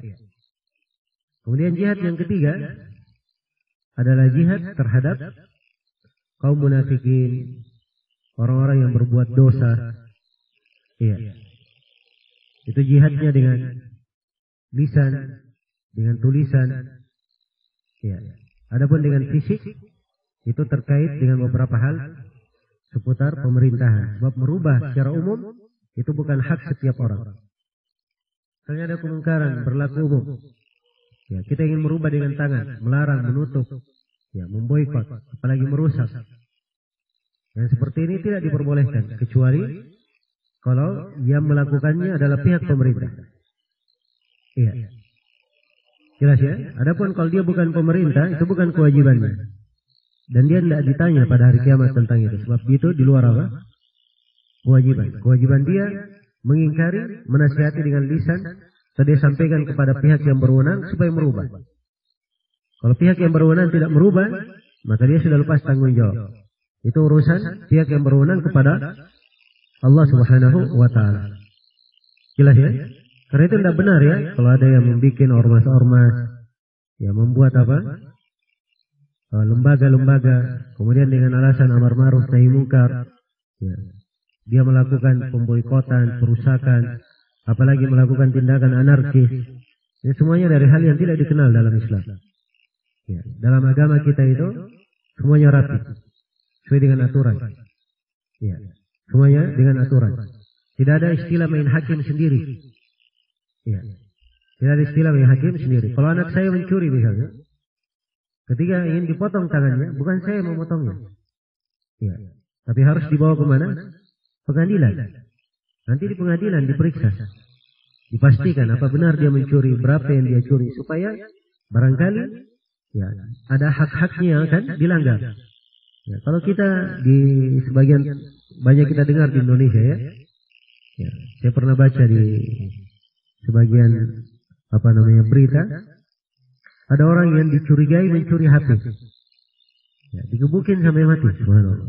Ini belum dipastikan mencuri, baru dicurigai. Ya. Nyawa seorang sedemikian murahnya. Ya. Dan ini suatu hal yang sangat berlebihan. Nah, ini suatu dosa. Dan hendaknya setiap muslim dan muslimah menjaga diri dari hal yang seperti ini. Karena itu dalam agama kita tidak ada istilah main hakim sendiri. Iya. Baik, itu jihad yang ketiga tadi. Jihad yang keempat, jihad menghadapi orang-orang kafir. Iya. Dan menghadapi orang-orang kafir itu ada secara fisik, ada secara lisan, tulisan, maupun yang lainnya. Ya. Jadi ini jihad dengan makna umum. Dengan maknanya yang umum. Iya. Ya, kalau berbicara tentang jihad, dia adalah syariat yang agung. Ya, jihad pada banyak sisi. Ya, jihad terhadap jiwa itu dengan 4 perkara. Ya, jihad pada diri sendiri. Yang pertama, dia jihad mendidik jiwanya untuk belajar ilmu agama. Kemudian yang kedua, dia berjihad mendidik dirinya untuk mengamalkan apa yang dia pelajari dari ilmu agama. Kemudian yang ketiga, dia berjihad untuk dirinya sendiri menyampaikan apa yang bisa disampaikan dari ilmu agama yang dia pelajari dan dia telah amalkan. Kemudian yang keempat, dia berjihad terhadap diri sendiri adalah bersabar terhadap menuntut ilmu, beramal, dan dia menyampaikannya. Ini semuanya bentuk dari jihad. Jihad menghadapi syaitan. Syaitan itu menyerang manusia ya, dengan berbagai bentuk. Ya. Kalau diglobalkan, senjata syaitan menyerang manusia itu cuma 2 sisi saja. Ada dari arah syahwat, dan ada dari arah apa? Syubhat. Ya, dari arah syahwat, ya, didekatkan kepada maksiat-maksiat, didekatkan kepada hal-hal yang dia tergiur kepadanya. Itu dari arah syahwat. Ya, dan ini memang perkara di masa ini sangat banyak sekali menimpa kita. Ya, karena dosa-dosa dan maksiat ya, berada di mana-mana. Ada di depan kita, di samping kita, ya, dan dimudahkan. Subhanallah. Jadi gampang sekali orang ingin berbuat maksiat digampangkan, apalagi kalau berada memang di negeri yang terbuka dalam hal tersebut. Maka ini salah satu senjata syaitan. Tapi ada senjata syaitan yang lebih dahsyat daripada itu dan lebih dicintai oleh syaitan, yaitu memberikan kerancuan kepada hamba dalam agamanya. Itulah syubhat namanya. Sebab seorang yang ragu dalam agama itu lebih dicintai oleh syaitan daripada dia berbuat maksiat. Karena itu bid'ah, orang yang membuat perkara baru dalam agama itu lebih disukai oleh syaitan daripada apa? Orang yang berbuat maksiat. Kenapa? Sebab orang yang berbuat maksiat dia tahu dirinya salah. Iya. Dia tahu dirinya salah. Begitu dia sadar, dia tobat, mudah tobatnya. Tapi orang yang jatuh dalam bid'ah, dia melakukan perbuatan keliru, dianggap dirinya benar. Ya. Dianggap dirinya benar.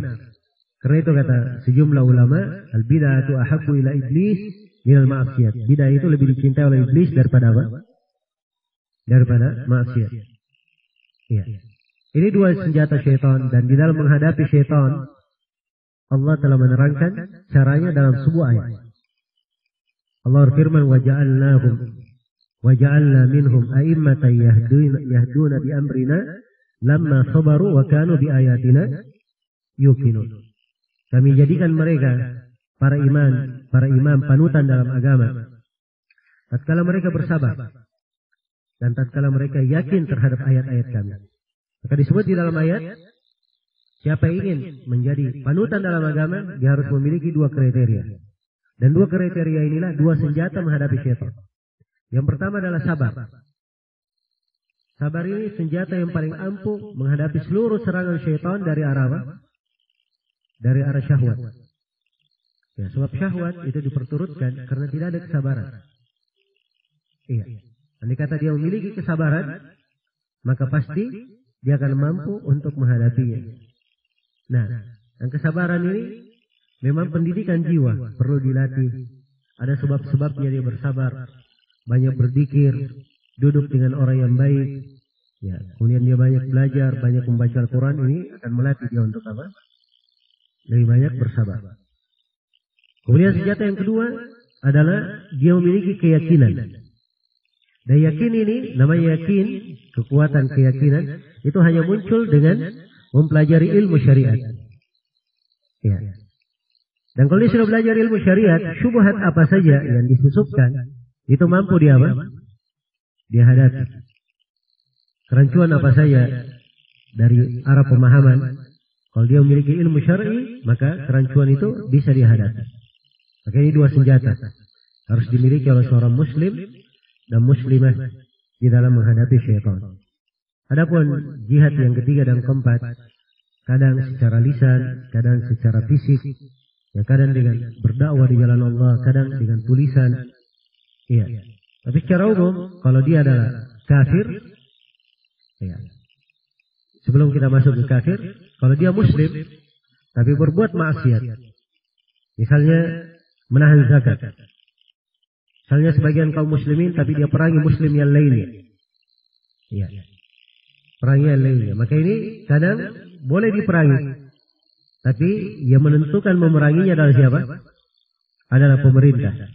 Karena itu Abu Bakar As-Siddiq ingin memerangi orang-orang yang menahan zakat. Menahan apa? Zakat. Iya. Baik.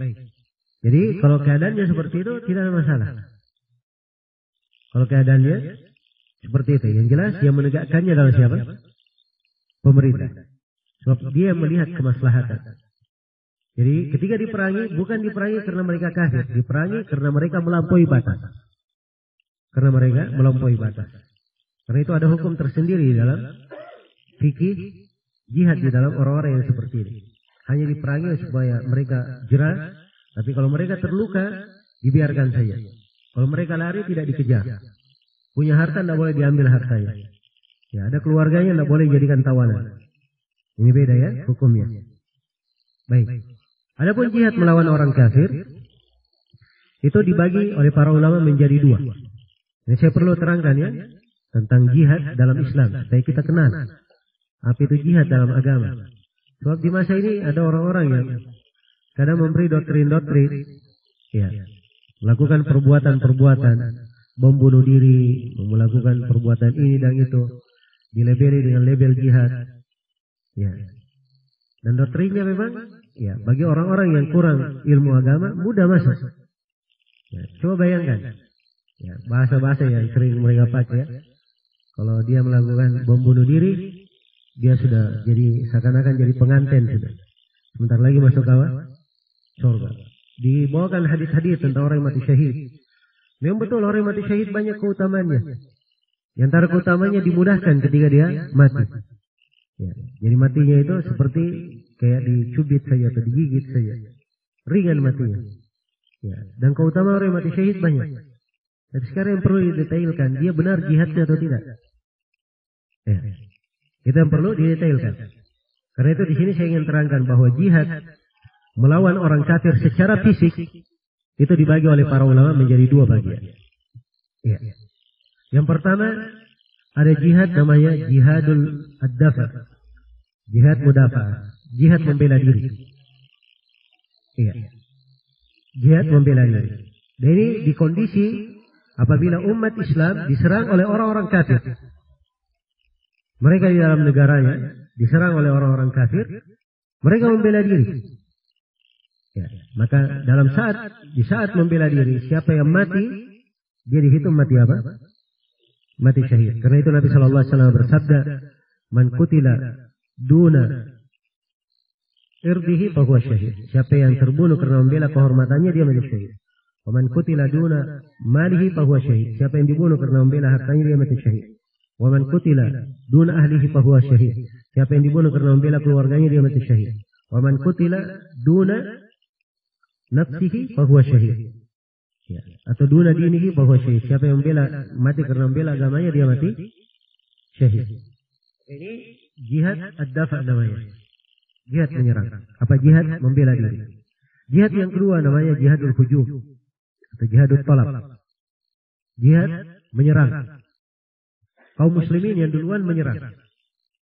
Ya, jihad yang seperti ini itu disyariatkan dengan 3 syarat. Disyariatkan dengan 3 syarat. Syarat yang pertama, kaum muslimin harus memiliki wilayah kekuasaan. Kaum muslimin harus memiliki apa? Wilayah kekuasaan. Karena itu di Mekah tidak ada syariat dengan tangan terhadap orang kafir. Bahkan di Mekah Nabi dan para sahabat dilarang berjihad dengan tangan. Larangannya ada di dalam Al-Quran. Allah berfirman, "Alam tara ilal ladina qila lahum kuffu aydiyakum wa aqimus salata wa atuz zakah." Tidakkah kalian lihat kepada orang yang dikatakan kepada mereka, jagalah tangan-tangan kalian, tahanlah tangan-tangan kalian. Jadi larang menggunakan tangan berjihad. Tapi yang kalian lakukan, tegakkan salat dan keluarkan zakat. Karena itu, kalau dapati ayat-ayat perintah jihad dan ayat-ayatnya makkiyah, maka perintah jihad di situ bukan jihad secara fisik, tapi jihad dengan apa? Jihad dengan lisan, dengan hujjah dan argumen. Seperti ayat di surah Al-Furqan, "Wajahiduhum bihi jihadan kabira." Dan berjihadlah kalian menghadapi orang kafir dengan jihad yang besar. Ini ayat surah Al-Furqan, ini surah makkiyah. Maka jihad di sini diartikan kepada jihad dengan apa? Hujjah dan argumen. Iya. Sebab di Mekah tidak ada syariat jihad secara fisik. Jadi itu syarat yang pertama ya, dari jihad menyerang. Kaum muslimin harus memiliki apa tadi? Memiliki kekuasaan. Syarat yang kedua, disyaratkan bahwa mereka memiliki pimpinan negara. Jihad itu dengan kepemimpinan pimpinan negara, dengan perintah dari pimpinan negara. Syarat mesti. Karena Nabi SAW bersabda dalam hadis Abu Hurairah riwayat Bukhari dan Muslim, "Innamal imamu junnah yuqatalu min wara'ihi." Kata Nabi, sungguhnya pemimpin itu adalah tameng, perisai. Harus dilakukan peperangan di belakang. Iya. Jadi semua peperangan jihad harus di belakang siapa? Harus di belakang pemimpin. Itu nas dari Nabi. Ya. Karena itu tidak ada dari para sahabat. Ketika menghadapi gangguan kaum musyrikin, tidak ada yang mengangkat senjata sendiri. Ya. Perhatikan di Mekah ya, betapa banyak mereka yang zalimi. Tapi tidak ada dalam sejarah ada yang melakukan demo sendirian, ada yang mengangkat senjata sendiri, nggak ada. Semuanya minta izin kepada Nabi. Dan Nabi memerintah mereka bersabar. Lebih daripada itu, perhatikan di kejadian Hudaybiyah. Ya, para sahabat jumlahnya banyak, hampir 1000, bahkan 1000 lebih untuk haji. Kaum musyrikin, tapi waktu itu kaum musyrikin jumlahnya lebih banyak, belasan ribu mereka, bahkan puluhan ribu. Ya, tidak mungkin menghadapi mereka. Nah, maka di situ para sahabat tidak ada yang mengangkat senjata sendiri karena Nabi menandatangani apa? Perjanjian. Umar saja tunduk di dalam hal tersebut. Tidak ada Umar angkat senjata sendiri. Ya. Jelas ya? Karena itu harus diperhitungkan bahwa semuanya dengan izin siapa? Pemimpin. Nah, ini makna yang seperti ini banyak sekali dalil yang menunjukkan. Iya. Kemudian syarat yang ketiga disyaratkan jihad itu, jihad menyerang terhadap orang kafir, disyaratkan kaum muslimin memiliki kemampuan, memiliki kekuatan. Jadi kalau pemimpin sudah mau menegakkan jihad, punya wilayah kekuasaan, tapi mereka dari sisi kekuatan lemah, maka pada saat lemah tidak disyariatkan berjihad. Tidak disyariatkan. Ya, apalagi di kondisi sekarang ini, banyak dari negara Islam, ya, kalau senjatanya dari sisi persenjataan, ya, itu dibanding dengan negara-negara kafir seperti pisau di hadapan apa? Tenteng tersebut, orang bawa pisau saja. Ya, persenjataannya tidak kuat. Dan ini semuanya kita tahu ya. Tidak perlu kita ceritakan, sebab ini sudah jadi rahasia umum. Iya, ada kelemahan mereka di dalam hal ini. Karena itu di kondisi lemah tidak disyariatkan ya, untuk mengangkat tangan. Ya. Saya sudah sebutkan ya, di Mekah tidak ada syariat karena lemah kaum muslimin. Syariat jihad itu datang kepada Rasulullah bertahap. Pertama kali beliau diizinkan memerangi orang yang memerangi mereka. Setelah itu bertahap lagi. Diizinkan beliau memerangi kaum kafir di sekitarnya saja. Sebab dikhawatirkan membahayakan. Ya. Setelah itu baru tahapan terbuka jihad secara umum. Jelas ya? Itu tahapan-tahapan. Ya. Sesuai dengan kondisi dan kekuatan kaum muslimin. Dan di antara dalil disyaratkan kekuatan, disebutkan dalam hadis yang sahih, di akhir zaman nanti ketika Ya'juj dan Ma'juj keluar. Ya'juj dan Ma'juj ini Ya, dua kaum yang sangat merusak di atas muka bumi. Ya, mereka sekarang ini terkurung. Ya. Mereka sekarang apa? Terkurung. Tapi nanti suatu saat mereka tua. Dan sekarang sudah terbuka lubang. Karena Nabi telah mengabarkan di masa beliau hidup bahwa lubang Ya'juj dan Ma'juj sudah terbuka seperti ini. Beliau isyarat angka 9. Ya, maksudnya dengan lubang seperti ini. Dia tunjuk dengan telunjuknya ke pertengahan ibu jarinya. Iya.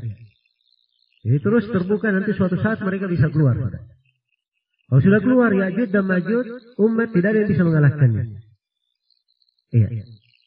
Karena itu di akhir zaman pemimpin kaum muslimin, Imam Mahdi, Nabi Isa, dan kaum muslimin itu diperintah untuk bersembunyi di gunung. Diperintah untuk bersembunyi di mana? Di gunung. Ya, dan Ya'juj dan Ma'juj ini mengalahkan semuanya. Sampai ketika mereka sudah merasa tidak ada yang mengalahkannya lagi di dunia, maka mereka berkata, mari kita serang penduduk langit. Ya, mereka arahkan senjatanya ke langit, dan fitnahnya senjata itu kembali dalam keadaan berlumur darah. Dibuat mereka semakin apa? Semakin lupa. Kemudian Allah binasakan mereka dari awal sampai akhirnya.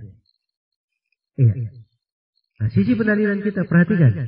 Pimpinan kaum muslimin, Nabi Isa dan umat Islam disuruh kemana?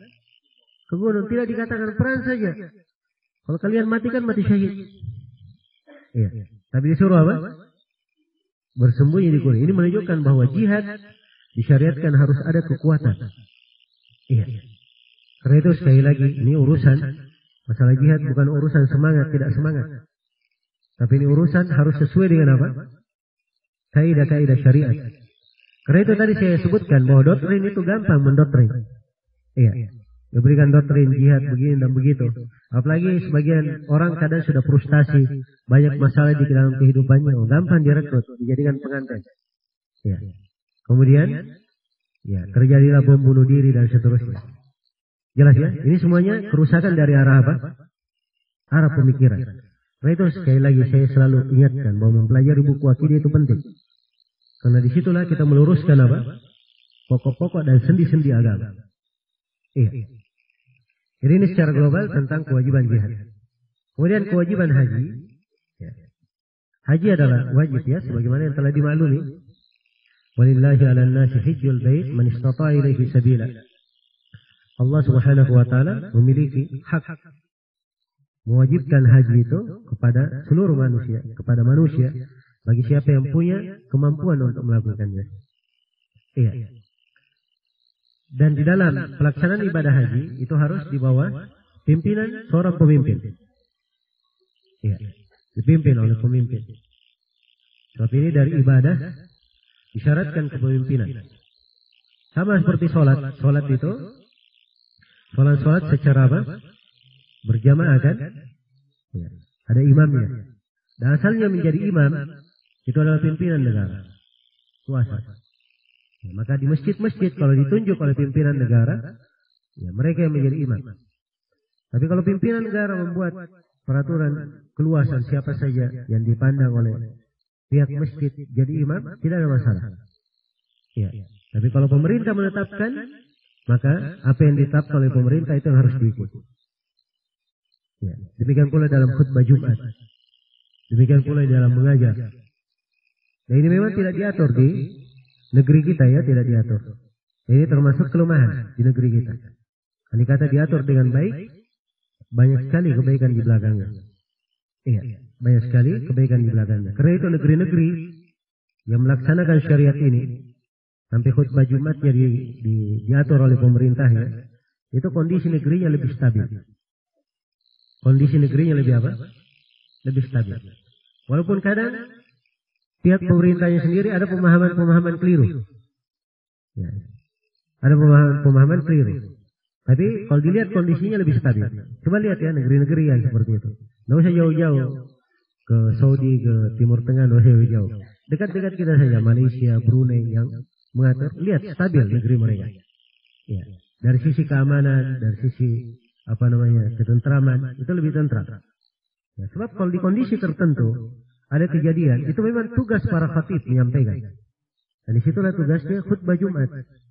Menerangkan apa yang harusnya dia diterangkan kepada manusia di kondisi yang mereka alami.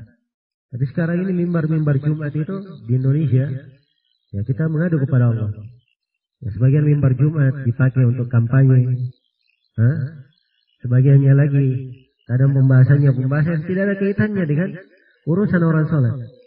Ya, ada sebagian masjid pernah ada yang khutbah judulnya peranan pramuka dalam pembangunan. Ya, apa hubungannya? Ya, sholat Jumat tema khutbahnya peranan pramuka dalam apa? Pembangunan. Ya, ini semuanya dari hal-hal yang menyedihkan. Jadi kalau diatur oleh pemerintah dengan baik, ya apalagi diikat dengan sunnah sesuai dengan tuntunan, maka insyaallah taala akan tercipta kestabilan di tengah manusia. Sebab kondisi masyarakat ada kondisi tertentu perlu dilihat apa yang harus diberikan untuk mereka. Apa yang harus diberikan untuk mereka. Dan inilah yang tidak dijaga, tidak dipelihara. Dikata dipelihara dengan baik dan diikuti apa yang disepakati oleh para ulama di sini, insyaallah taala akan menjadi baik. Ya demikian pula haji. Ya ketentuan haji itu dipimpin oleh pemimpin. Dan sekarang ini ya dari setiap negara berangkat jemaah haji diatur oleh pemerintah itu sudah masuk di dalam aturan yang diinginkan oleh syariat. Itu alhamdulillah adalah hal yang baik. Kemudian yang ketiga kewajiban jihad dan haji bersama pemimpin hingga hari kiamat. Jadi ini tentang kewajiban.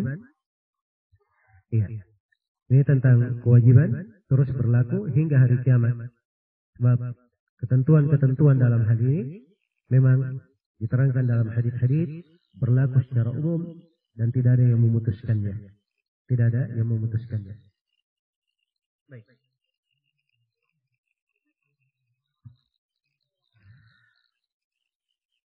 Baik. Ini sudah waktu